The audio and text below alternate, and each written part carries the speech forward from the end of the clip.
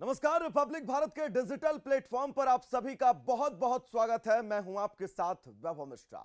Ukraine और रूस के बीच महायुद्ध लगातार जारी है और आज 35वां दिन। आज भी लगातार तबाही की तस्वीरें यूक्रेन के तकरीबन हर शहर से सामने आ रही हैं।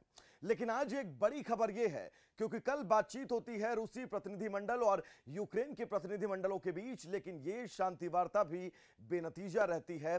अब 6 से 7 तारीख को एक बैठक होनी है नाटो की इस बैठक में सभी नाटो देशों के विदेश मंत्री जो है वो शामिल होंगे।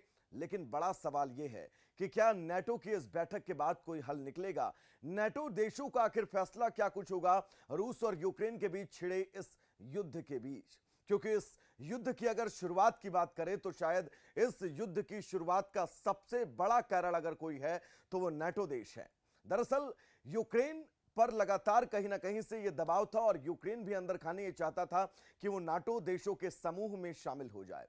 रूस को यह बात हजम नहीं हो रही थी। रूस क्योंकि यूक्रेन के तमाम इलाकों पर लुहांस्क है, लुटस्क है, इन पर कब्जा कर चुका था, क्रीमिया पर कब्जा कर चुका था।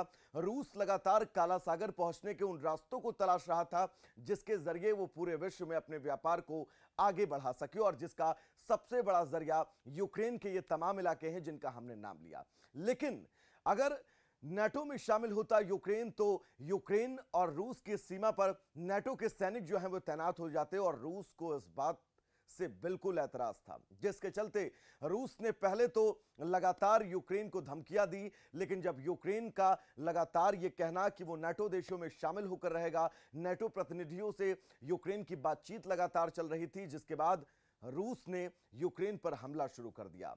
यूक्रेन को यह उम्मीद थी कि जिस नाटो संगठन में वो शामिल होना चाहता है, जिस नाटो देशों का वो हिस्सा बनना चाहता है, वो नाटो उसके सपोर्ट में खड़ा होगा रूस के खिलाफ। लेकिन पिछले 35 दिनों से नाटो देशों की जो प्रतिक्रियाएं आई हैं, बैठकें जरूर हो रही हैं, यह लगातार कहा जा रहा है नाटो देशों की तरफ से कि वो यूक्रेन को हर संभव मदद करेंगे। लेकिन नाटो देशों का यह आश्वासन और इस आश्वासन के बीच यूक्रेन के तमाम शहरों में तबाही इस बात की तस्दीक कर रही है कि नाटो देशों ने कहीं ना कहीं से यूक्रेन को अलग थलग कर दिया है। यूक्रेन लगातार यह कह रहा था नाटो देशों से कि आप सैन्य मदद करिए, आप हमारी सेना के साथ अपनी सेना को इस जंग में शामिल करिए। लेकिन नाटो देशों ने सीधे तौर पर अपनी सेनाएं जो हैं वो यूक्रेन के समर्थन में नहीं उतारी, जिसका खामियाजा आज यूक्रेन के तमाम शहर भुगत रहे हैं। 6 से 7 अप्रैल को नाटो देशों की एक और बैठक होनी है। इस बैठक पर सबकी नजरें रहने वाली हैं, क्योंकि इसके पहले जो बैठक हुई, अमेरिकी राष्ट्रपति जो बाइडेन ने इस बैठक की अध्यक्षता की। उम्मीद यही थी यूक्रेन को कि इस बैठक से शायद कोई रास्ता ऐसा निकले जिसके चलते यूक्रेन को सीधी सैन्य मदद मिले, और या तो युद्ध विराम हो या फिर नाटो देश जो है वो मिलकर यूक्रेन के साथ रूस के खिलाफ युद्ध लड़े। लेकिन इस बैठक में कोई नतीजा नहीं निकला और इस युद्ध में यूक्रेन लगातार अलग थलग और अकेला पड़ता हुआ नजर आ रहा है। नजरें सबकी अब 6 से 7 तारीख को होने वाली नाटो की बैठक पर रहेंगी। हालांकि उम्मीदें इस बैठक से भी कुछ नहीं है, क्योंकि नाटो सीधे तौर पर रूस से टक्कर लेना नहीं चाहता है। नाटो देशों को रूस लगातार एक चेतावनी भी दे चुका है कि अगर किसी ने सैन्य हमला किया, किसी ने सैन्य कार्रवाई की, किसी ने यूक्रेन की सैन्य मदद करने की सीधे तौर पर कोशिश की, तो वो सीधा सीधा रूस के खिलाफ माना जाएगा और रूस उस देश के खिलाफ जंग छेड़ देगा।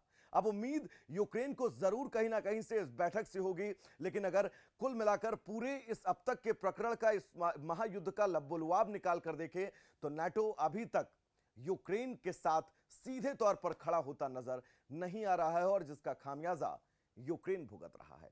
अभी तक अगर आपने रिपब्लिक भारत के डिजिटल प्लेटफॉर्म को लाइक नहीं किया है तो सबसे पहले रिपब्लिक भारत के यूट्यूब पेज पर जाइए, हमें सब्सक्राइब करिए और लगातार तमाम खबरों के लिए देखते रहिए रिपब्लिक भारत।